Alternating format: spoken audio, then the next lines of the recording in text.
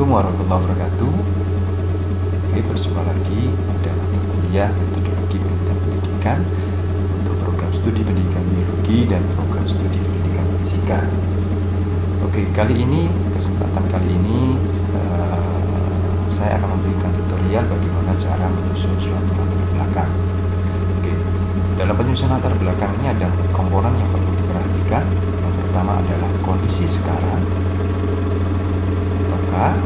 kemudian kedua adalah permasalahannya apa, oke. Ketiga adalah solusi permasalahannya apa, S, ini bisa didasarkan hasil penelitian atau kajian literatur. Yang keempat adalah adanya harapan terkait dengan solusi yang diajukan. Nah, ini keempat ini harus memang ada dalam proses penyusunan latar belakang. Oke, selanjutnya saya akan memberikan contoh. Yang pertama adalah judul dulu, baru kemudian kita membuat kalimat utama. Terus saya akan membuat kalimat berpikir dulu, ya, latar belakangnya. B harus mencakup 4 komponen. Oke, contohnya adalah ini. Saya memiliki judul yaitu modul listrik dinamis berbasis problem based learning untuk meningkatkan kemampuan berpikir kritis dan kreatif siswa kelas 10. Kemudian kita membuat atau merancang kalimat utama dari judul ini. Pertama adalah membuatnya terkait dengan kondisi saat ini, yaitu sumber daya manusia yang memiliki kemampuan berpikir kritis dan kreatif diperlukan untuk menghadapi tantangan pembangunan di masa depan. Yang kedua, pentingnya pengembangan kemampuan berpikir kritis dan kreatif siswa itu telah diamanatkan dalam dokumen berkaitan dengan pendidikan. Jadi poin pertama dan kedua ini adalah kondisi saat ini.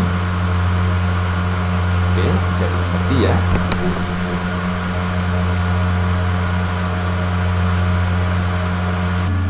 Oke, selanjutnya yaitu poin ketiga, yaitu praktek pendidikan menunjukkan bahwa pengembangan kemampuan berpikir kritis dan kreatif siswa belum dilaksanakan dengan baik. Poin ketiga ini adalah menunjukkan permasalahannya. Keempat, kurangnya pengembangan kemampuan berpikir kritis kreatif peserta didik juga tampak dalam bahan ajar yang digunakan. Nah, ini juga termasuk dalam aspek permasalahan. Yang kelima, upaya mendorong pengembangan kemampuan berpikir kritis dan kreatif peserta didik melalui pengembangan modul berbasis PBL. Poin kelima ini adalah solusinya dari permasalahan. Solusinya melalui pengembangan modul berbasis PBL. Keenam adalah, ini masih berkaitan dengan poin kelima, belajar menggunakan modul berbasis PBL didapat terhadap kemampuan berpikir kritis dan kreatif peserta didik. Masuk dalam hal solusinya berkaitan dengan poin kelima. Yang terakhir, yang poin ketujuh, yaitu modul ini diharapkan memiliki manfaat yang baik untuk mendukung kegiatan pembelajaran peserta didik. Ini adalah harapannya. Jadi kita tidak perlu terlalu banyak membuat kalimat utamanya. Yang penting 4 komponen itu tercakup semuanya. Jadi ada kondisi, ada permasalahan, ada solusi dan harapan, dan letaknya tidak harus seperti ini KPS. Ini bisa dibolak-balik, terserah kalian bagaimana cara membuatnya. Kemudian banyaknya tidak harus 2 juga, ini bisa 1, permasalahan juga bisa banyak, atau solusinya lebih banyak lagi, terserah kalian juga. Ini hanya sekedar contoh saja. Oke, langsung saja kita masuk dalam pembuatan paragraf dari pengembangan kalimat utama ini. Oke, kita masuk ke Word dulu, latar belakang. Nah, ini saya sudah meletakkan kalimat utamanya ini, yang sudah saya blok di tabel ini adalah kalimat utamanya dari yang PowerPoint tadi. Saya pindahkan semuanya ini, kemudian semuanya saya kasihkan di atas semuanya, tapi itu nanti tergantung dari kalian bagaimana kalimat utamanya ini, entah di atas atau di bawah, itu tergantung kalian, karena tiap individu memiliki kreasi yang berbeda-beda.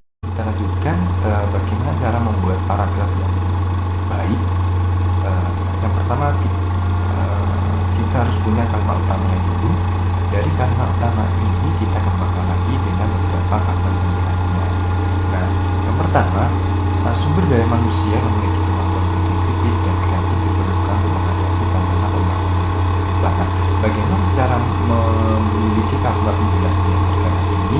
Sebenarnya ini lumayan mudah, tinggal kita salah satu contoh caranya adalah saya kasih tahu ini kalimat utama ini kita blok dulu,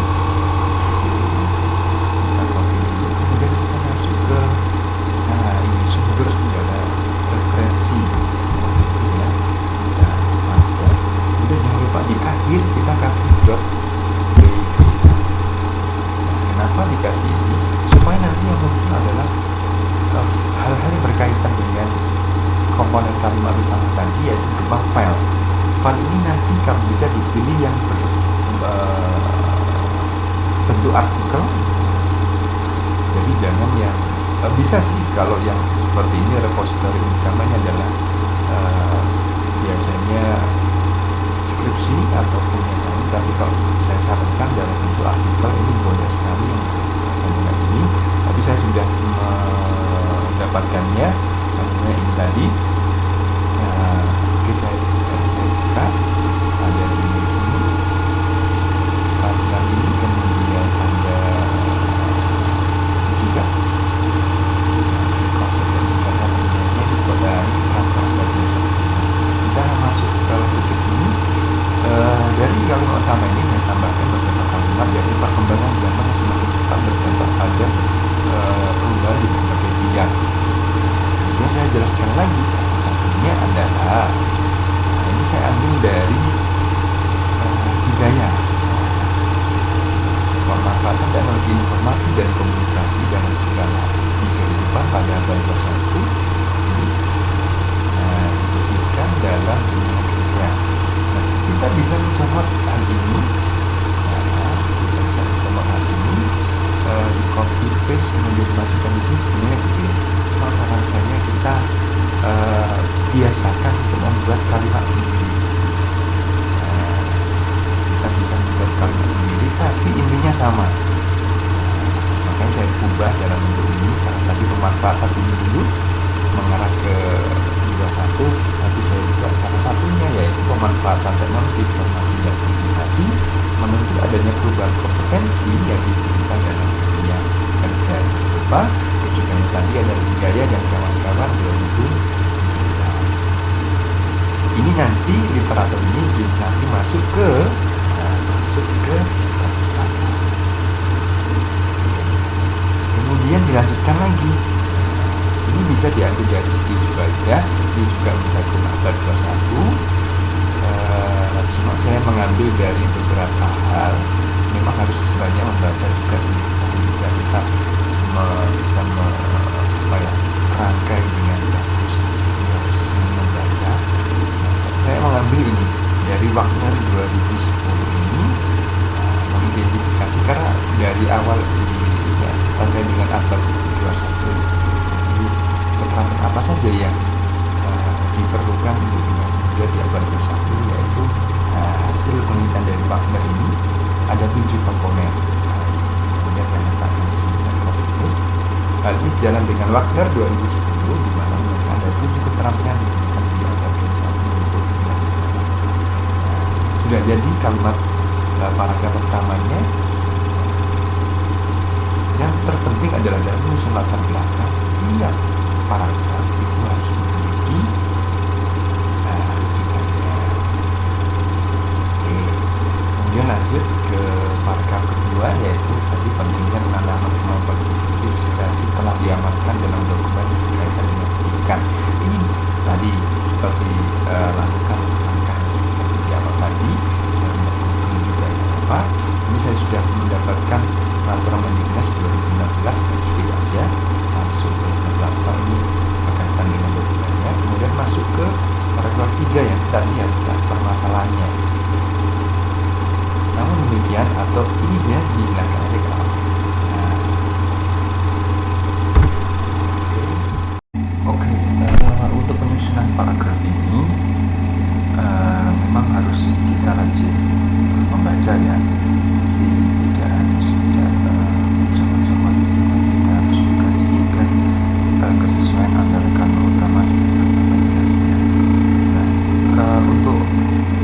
permasalahan ini bisa melalui kajian observasi dari kalian yaitu di sekolah ataupun hasil wawancara itu adalah juga satu bentuk bisa mendukung kalimat utamanya sebagai bentuk permasalahannya, juga mengambil dari beberapa artikel. Salah satunya ini hasil penelitian Zevsky dan Jerskov juga untuk buku dari masalah juga ini kenyataan di lapangan ini adalah hasil observasi bahwa pengajar pendidikan masih belum mendapatkan kualitas dalam pengembangan kemampuan berpikir didik secara akademik maupun didukung oleh ahli terkait dengan dan ini dasar observasi kita tidak masalah juga. Kemudian baru masuk ke langkah yaitu solusi yaitu upaya mendorong pengembangan kemampuan kritis dan kreatif strategi melalui pengembangan modul. Sama, kita mengambil ini dulu, kita copy aja dan masuk ke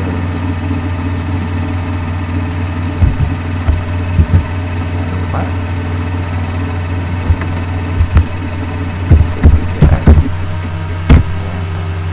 ini yang masuk ke semuanya berkaitan dengan berpikir kritis ya. Melalui problem basis ini kita bisa ambil semuanya mengenai modul juga sama aja. Ini saya sudah mendapatkan beberapa contoh yang mendukung ya pengembangan modul dari Hali 2017. Kemudian contoh aja modul basis ini dari Idiani, kemudian ada lagi ini dari Imanidias ini modul. Nah, ini kita bisa kita balik ke sini lah. Apa sih modul berbasis PBL ini? Nah, saya mengutip dari Hali. Modul berbasis PBL ini merupakan bentuk modul yang digunakan untuk melatih strategi dalam memecahkan suatu permasalahan. Sebenarnya kalau di Hali memang tidak seperti itu kata-katanya. Nah, kalau Hali ini adalah modul yang dikembangkan yang mampu mengingat kemampuan mengejar dimiliki.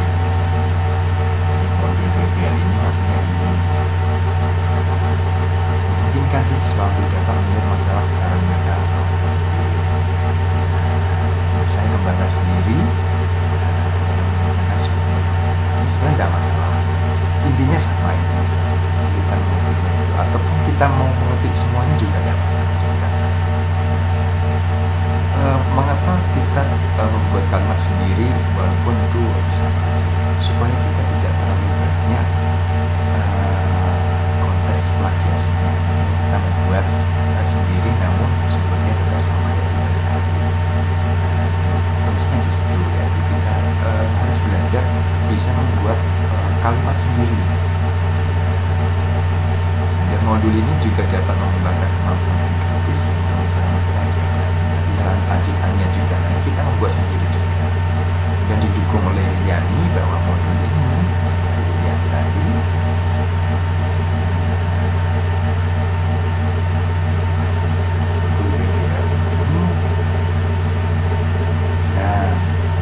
dikembangkan berbagai banyak masalah sebagai titik awal pembelajaran yang menyampaikan masalah otentik kehidupan sehari-hari.